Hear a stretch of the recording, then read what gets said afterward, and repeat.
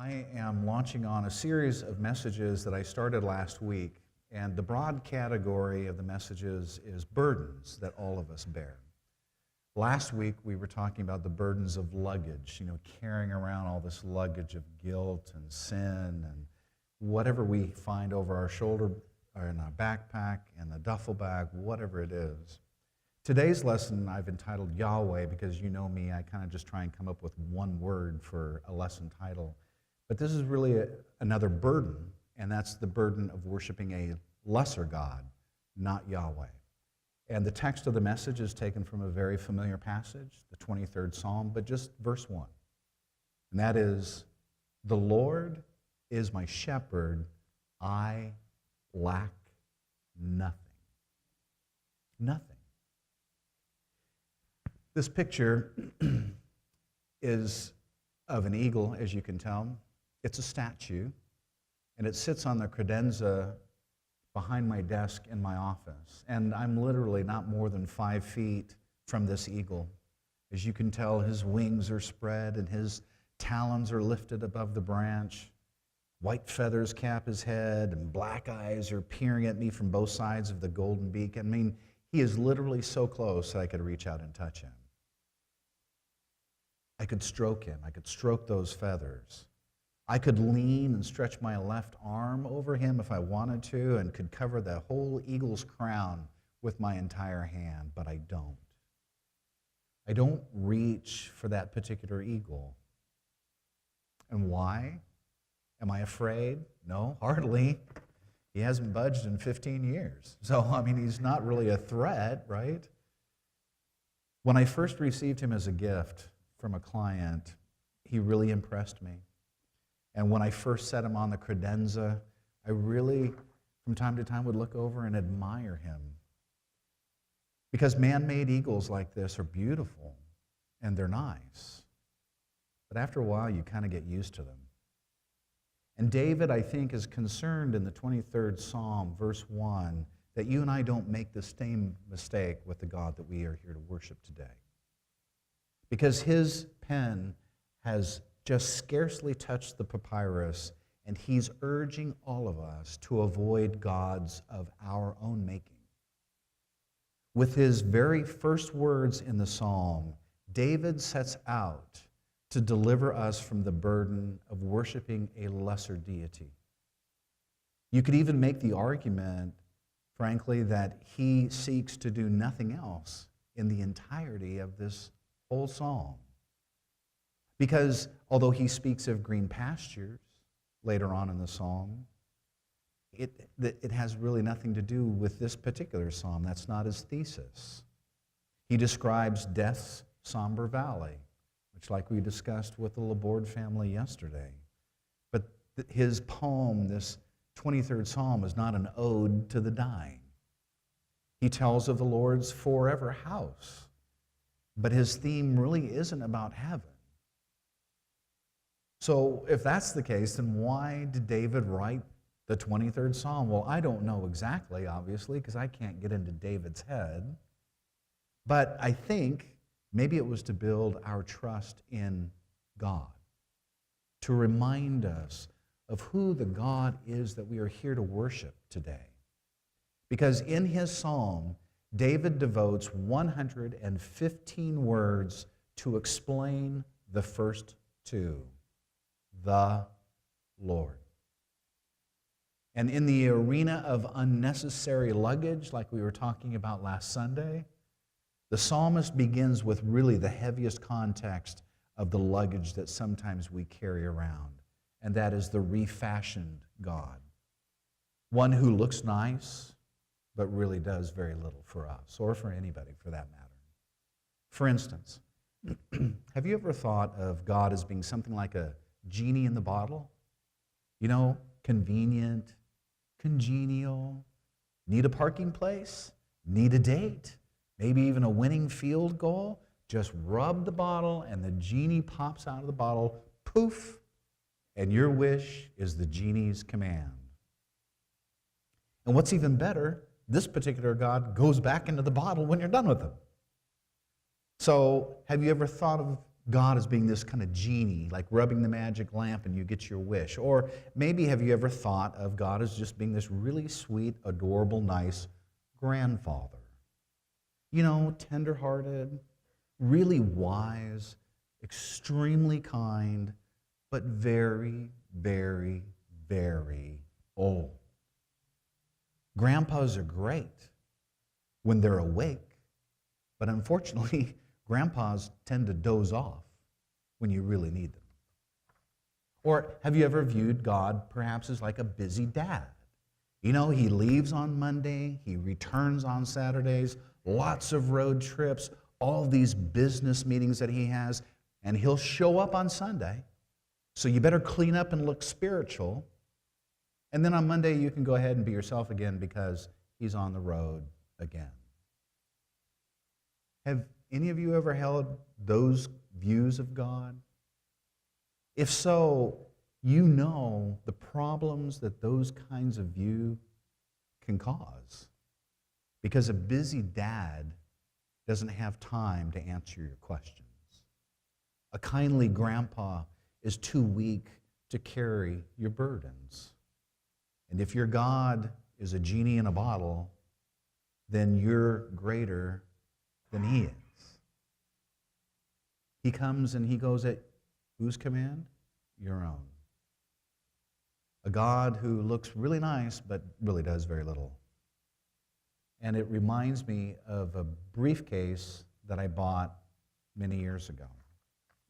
Now, I'd like to fault the salesperson for this particular briefcase, but I really can't, because the purchase ultimately was my decision. But I will tell you that this salesperson made it really, really easy for me to buy this new satchel. Now, frankly, I did not need a new briefcase, a new satchel. The one that I had was fine. I mean, it's a little scarred, it's a little nicked, a little scratched, but it was otherwise a perfectly serviceable briefcase. Oh, but this new one, oh, you just have to have it. This college-aged kid who was trying to sell me this satchel said that this briefcase looks really, really fine. Loaded with all sorts of features. Copper edges on the corners. Smooth leather of Moroccan origin in Spain. And most important, most of all, an Italian name right by the handle. The salesman gave me his line and handed me the bag, and I unfortunately bought them both. I left the store with a briefcase that maybe I've used twice. And I got to thinking, what was I thinking at the time? Because actually this satchel carries so little.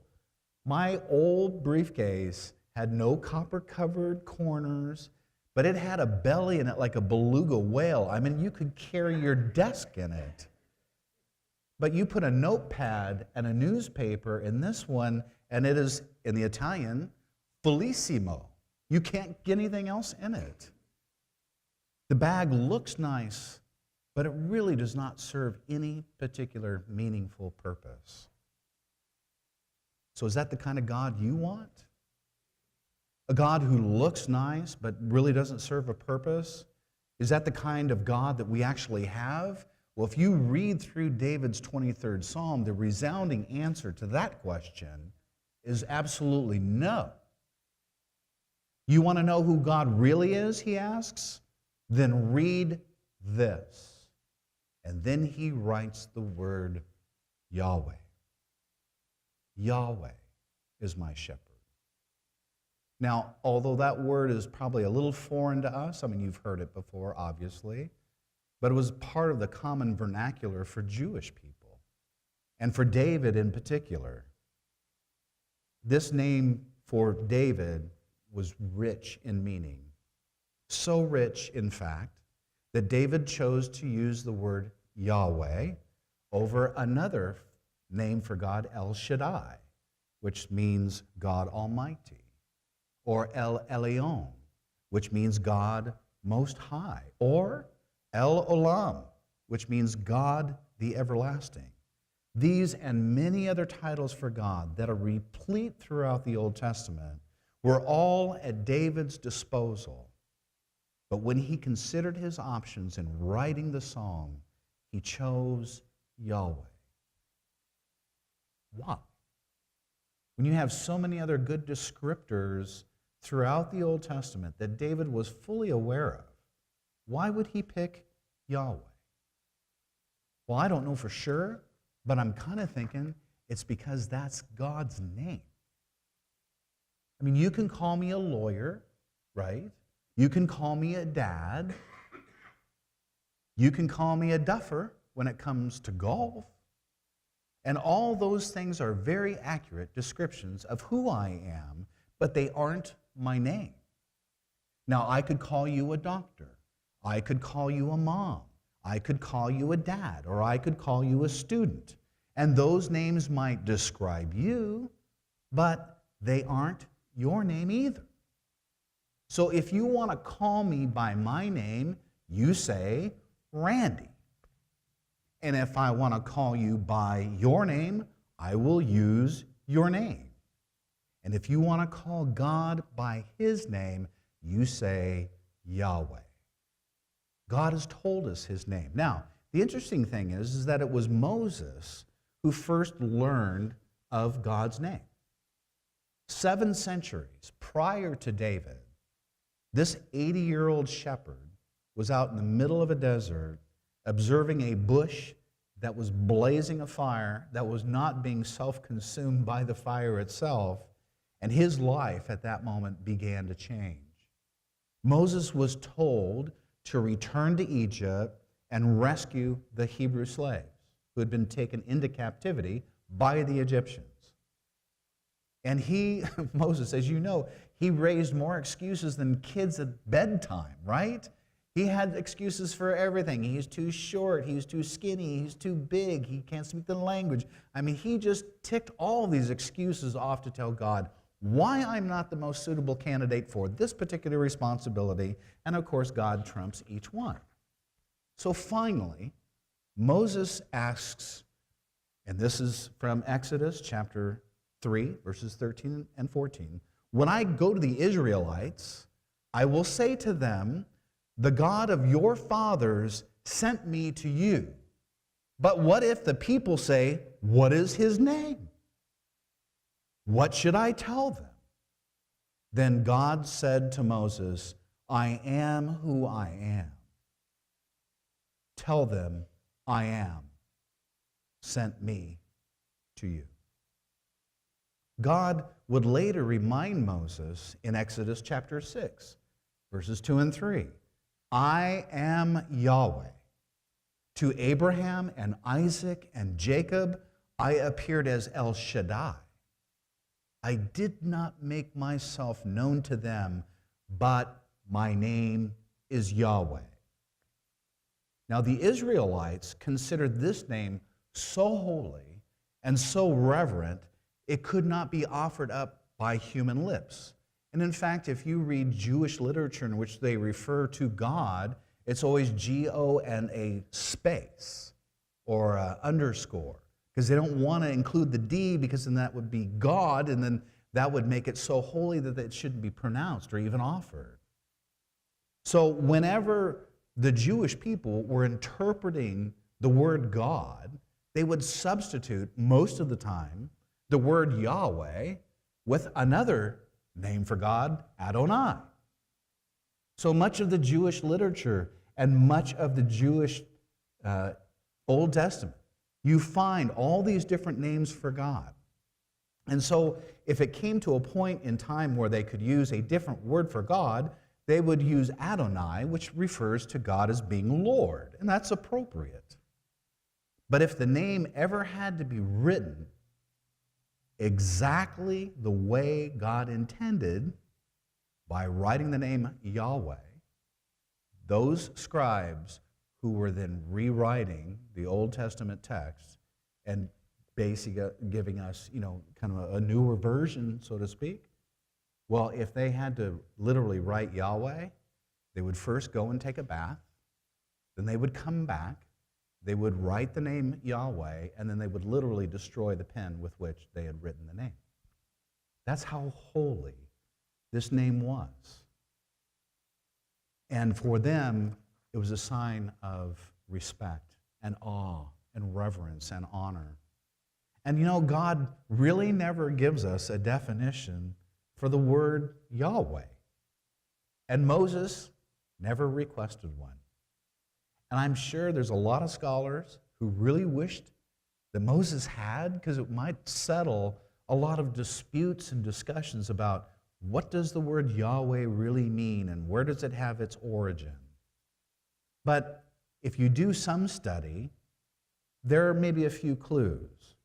The name I am sounds strikingly close to the Hebrew word to be. In other words, I want to be, the verb to be. And that word is hava. It's quite possibly a combination of the present tense form, I am, and the causative tense, which I cause to be, Yahweh. Yahweh then, at least based upon my study, seems to perhaps import the idea that God is I am and the one who causes to be. I am the one who causes. So why is that so important? Well, because I think you and I need a really big, big God. Given circumstances that we come across in life, circumstances that we read about in the world, do you want a small God? No, we need a really, really big God. And if God is the one who is, then he is an unchanging God. Think about it for just a minute. Do you know of anyone that you've ever met who goes around saying, I am? Do you? I don't either. Because when we say I am, we always add another word, right? I am happy. I am sad. I am your father, if you're Luke. Or I am Randy. God, however, just starkly says, I am, and adds nothing else. And we kind of want to say, okay, you are what? And the reply is, I am. Because God does not need a descriptive word, because God never changes. God is what he is. He is what he has always been.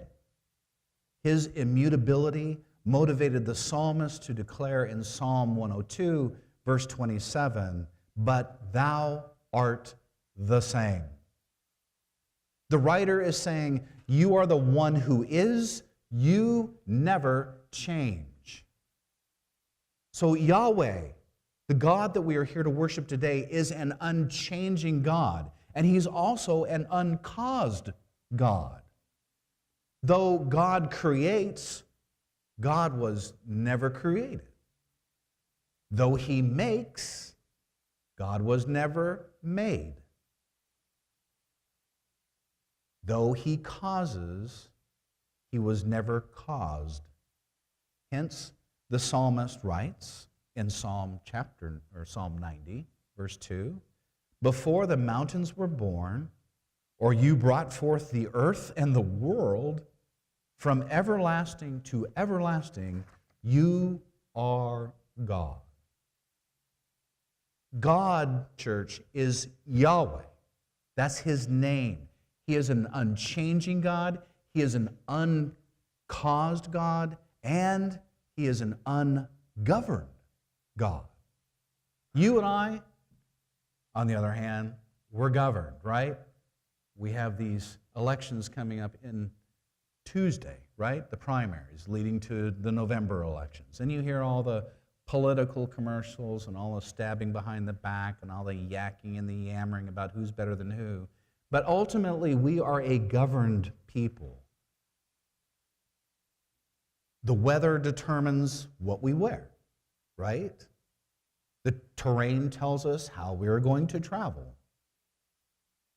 Gravity dictates our speed, and health, to an extent, determines our strength. We may challenge these forces and alter them ever so slightly, but we never remove them. God, our shepherd, doesn't check the weather because he makes it. He doesn't defy gravity because he created it. He isn't affected by health because he has no body. Jesus said in John chapter 4, verse 24, God is spirit. So since he has no body, he has no limitations. He can be equally in Cambodia at the same time as he is in California, at the same time, in the same moment. Where can I go to get away from your spirit? Asked David. Where can I run from you? If I go up to the heavens, you are there. If I lie down in the grave, you are there. David writes this in Psalm 139, verses 7 and 8. So the God that you came here this morning to worship, church, is unchanging, he is uncaused, and he is ungoverned. These are only a fraction, by the way, of God's qualities, but aren't they enough to at least give you a glimpse of your Father? And church, don't we need that kind of shepherd? When Lloyd Douglas, he's a writer, he wrote a book called The Robe. It's actually a very interesting book. But when Lloyd Douglas attended college, he lived in a boarding house. And there was a retired, wheel-bound music professor who resided on the first floor. And so each morning, Lloyd would stick his head in to the professor's residence and ask the teacher a question. Well, what's the good news? The old man would pick up his tuning fork, he would tap it on the side of his wheelchair and say, that's middle C. It was middle C yesterday. It will be middle C tomorrow. It will be middle C 1,000 years from now. The tenor upstairs sings flat. The piano across the hall is out of tune. But, my friend, this is middle C. And it got me to thinking, you and I need to have a middle C in our life, don't we? Something that doesn't change because of politics or the weather or disease. I mean, haven't you and I had enough change in our life? Relationships change, health changes, the weather changes, but the Yahweh who rules today and who ruled the earth last night is the same God who you are worshiping here this morning. He is unchanging. He is that middle C, a still point in a turning and in a very out-of-tune world. Don't we need that kind of unchanging shepherd? We need a Yahweh. We don't need what Dorothy found. Remember her discovery in the wonderful world of Disney? She and her trio, remember, followed along the yellow brick road, only to discover that the wizard was an absolute wimp. Nothing but smoke, right? And mirrors and tin drum thunder. So is that the kind of God you need? Is that the kind of God you want? You don't need to carry the burden of a lesser God, a God on a shelf, or a God in a box, or a God in a bottle. You in our galaxy and 100 billion galaxies in the universe. You need a God who can shape two fists of flesh into 75 to 100 billion with a B, nerve cells, each with as many as 10,000 connections to other nerve cells, place it in your skull and call it a brain. And you need a God who, while so mind-numbingly great and mighty, can come in the soft of a night and touch you with the tenderness of a May's morning mist. You, church, we need Yahweh. And according to David, you have one, because the Yahweh of which he speaks is your and my shepherd. So this week, I asked you last week to talk about leaving one of the satchels, one of the suitcases behind you, whatever that issue was. This week, I would encourage you to just ponder the greatness of the God whom you have given of your time today to honor and to worship. A God who can put 100 billion stars into a galaxy and 100 billion galaxies into a universe. A God who doesn't change. A God whose name is I am. That's the God we want to worship, because anything else is nothing more than a genie in a bottle. Dwell on that God this week, would you? Worship that God this week. And then be awe-inspired.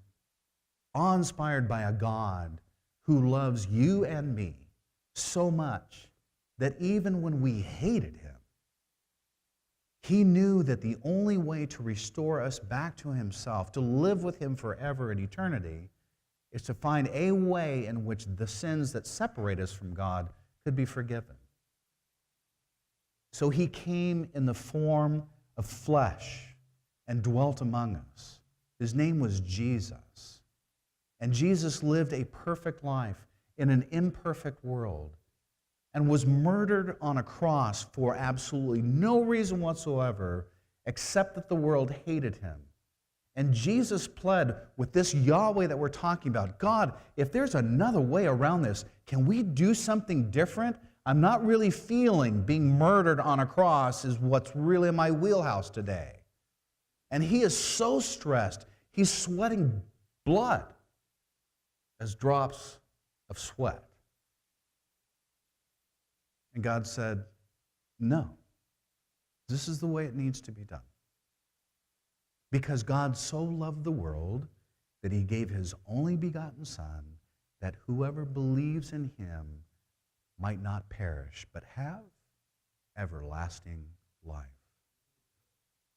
That's the God we know. And that's the Son that we know. And my encouragement to you today is to be so in love with this God who loves you so much, is to go and tell somebody else about it. Don't keep it a secret. Christianity is not a club. It is something for which we need to go out and share. Now, I'm not talking about going out on a street corner or coming up to a complete stranger, tugging on them and say, do you know Jesus? Some people can do that. Others cannot. But I will tell you, and you've heard this expression before, sometimes the loudest sermon anybody will ever hear is your life as an example. And when they start connecting the dots, I like this person. I like their demeanor. I like what they're saying. I like their kindness. I like their tenderness. What the heck do you have? I would really like to have some of that. Voila. Bing, bing, bing, bing, bing. Tell them about Jesus. John 3:16. You don't have to get preachy. And if you feel like you're failing, well, then bring them to church with you, and I will talk with them. Kirk will talk with them. Curtis, who's now vacationing, but he'll be returning on Wednesday, he'll talk with them. There's plenty of people in this church that would be more than happy to talk with a friend if you would just bring them here and let them be introduced to the God and the Jesus that we worship. The Lord, Yahweh, is my shepherd. So does it come as any surprise to you that David would conclude that thought by saying, I shall not want? What more could you want with the God that we've been talking about this morning? So we've picked a song. It is To God Be the Glory. Great things he hath done. As we sing this song, focus on the words. See what the words have to say. And then let those words resonate in your heart as you leave the building. And start thinking about what wonderful things God has done in your life. And I think you will be amazed at the Yahweh that we've come to worship today. Let's stand and let's sing.